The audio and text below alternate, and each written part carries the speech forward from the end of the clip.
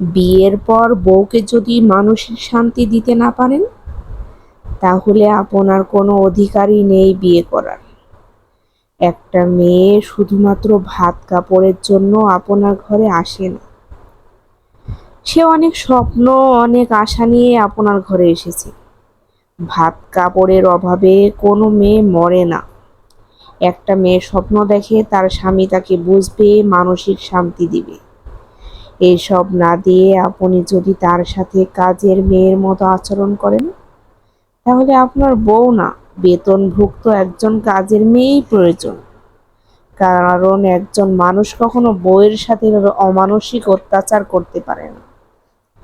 বউ তো ভালোবাসার জিনিস, সব সময় ভালোবেসে আগলে রাখতে হয়।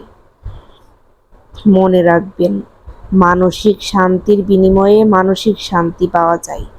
আর আপনার বাজে আচরণে যদি একবার তেড়ামি শুরু করে, তখন তাল সামলাতে পারবেন তো?